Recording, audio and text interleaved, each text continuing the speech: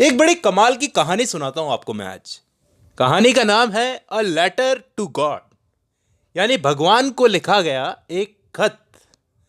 आप सोचोगे कि भगवान को खत कैसे लिखा जा सकता है? तो दोस्तों, ये कहानी है अबाउट फेथ, यानी विश्वास की कहानी। अगर आपको विश्वास हो किसी चीज में तो वो चीज पूरी हो सकती है। भगवान को आप ढूंढ सकते हो। मैं कहानी शुरू करता हूं। आपको कहानी सुनने में बहुत मजा आएगा दोस्तों।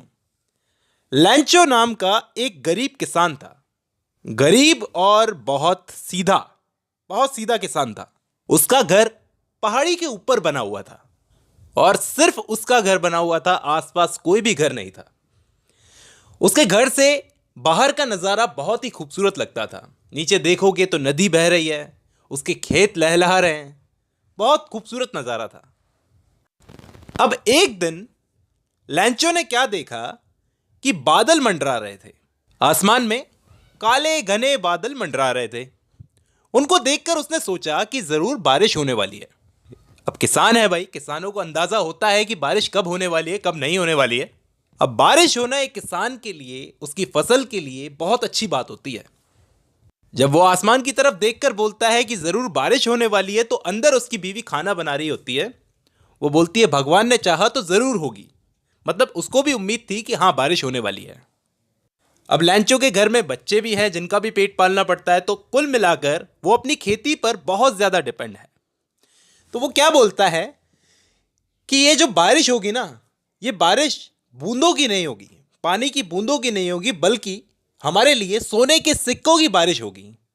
एक किसान के लिए बारिश का मतलब है पैसा, क्योंकि ये बरसात उसकी खेती के लिए बहुत ज्यादा जरूरी है, बहुत ही ज्यादा जरूरी है। बस उसने ये बात बोली ही थी, वो अंदर गया ही था, खाना खाने लगा ही था कि इतने में बारिश होने लगी। बारिश पहले धीरे धीरे होने लगी, फिर धीरे धीरे बढ़ने लगी। पहले तो बारिश से कोई तकलीफ नहीं थी, लेकिन बारिश के साथ में तूफान भी शुरू हो गया। बहुत ज्यादा तेज बारिश होने लगी। बहुत ज्यादा तेज मतलब बहुत खतरा। लैंचो को डर सा लगने लगा कि ये बारिश मेरे लिए ब्लेसिंग बन के आई है या अभिशाप। कहने का मतलब, बारिश होना अच्छी बात है, लेकिन तूफान आना अच्छी बात नहीं है। और जैसा उसने सोचा था वैसा ही हुआ। बारिश के साथ में ओले पड़ने लगे। ओले समझते हो, बर्फ की छोटे छोटे गोले पड़ने लगे। और बर्फ पड़ने का मतलब है फसल की बर्बादी। अब लैंचो उम्मीद कर रहा था कि ये बारिश 15-20 मिनट में रुक जाएगी, लेकिन ऐसा कुछ भी नहीं हुआ। बारिश तो 1 घंटे तक चलती रही और लैंचो की पूरी फसल बर्बाद हो गई। उसकी पूरी साल भर की मेहनत ओलों ने तबाह करके रख दी। पेड़ों पर एक भी पत्ता नहीं रहा, उसकी फसल पर एक भी दाना नहीं रहा। कहने का मतलब, अगर आप देखो तो ऐसा लग रहा था जैसे बर्फ की एक चादर बिछ गई हो चारों तरफ। बर्फ नहीं, नमक की चादर लग रही थी, नमक की चादर। अब दोस्तों, ज्यादातर किसान जो होते हैं ना, वो अपनी फसल पर रिलाय करते हैं, फसल पर डिपेंड करते हैं। उनको कोई और जरिया नहीं होता कि वो पैसा कमाएं। दूसरे रास्तों से वो पूरा साल मेहनत करते हैं, किसके लिए? फसल के लिए। लेकिन उसकी फसल जो बर्बाद हो गई थी, इसका मतलब उसके बीवी बच्चों को अब भूखा मरना पड़ेगा। तो अब एक ही उम्मीद थी, वो था भगवान। उसके मन में अब भी एक उम्मीद थी कि भगवान भगवान मेरा सहारा है, भगवान मुझे इस कठिनाई से बाहर निकालेगा। तो लैंचो क्या तय करता है कि वो एक खत लिखेगा, एक लेटर लिखेगा भगवान को। भगवान को लेटर लिख के बताएगा कि उसके साथ क्या हो गया है और उसे उस तकलीफ से बाहर निकालेगा भगवान। इस चीज से हमें क्या पता चलता है दोस्तों कि लैंचो को भगवान पर कितना भरोसा है।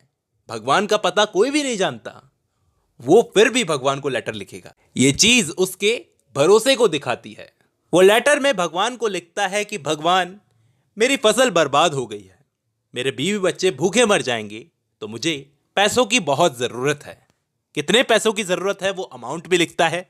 तो मुझे नई फसल उगाने के लिए और अपनी बीवी बच्चों का सरवाइव करने के लिए, बीवी बच्चों को पालने के लिए 100 पीसोस की जरूरत है।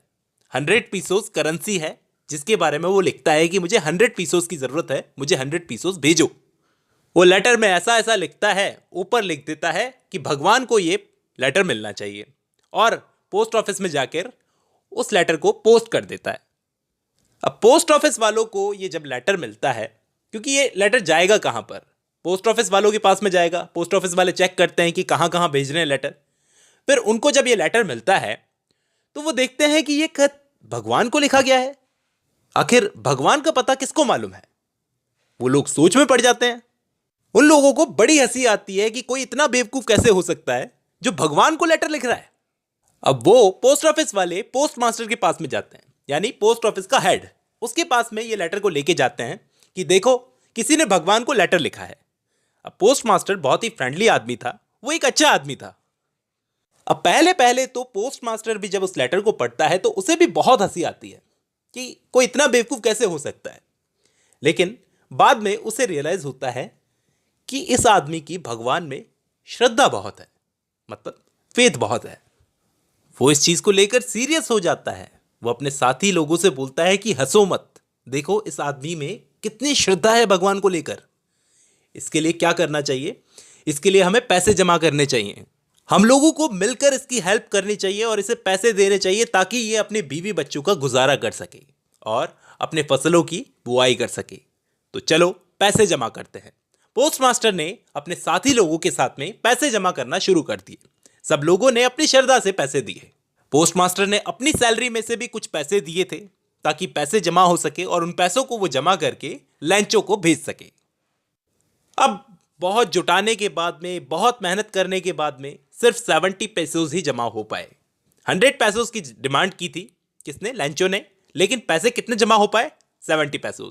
पूरे तो पैसे जमा नहीं हुए थे, 30 पैसों कम थे, लेकिन जितने भी जमा हुए उसने एक लेटर के अंदर डाले और डाल के लैंचो को भेज दिए।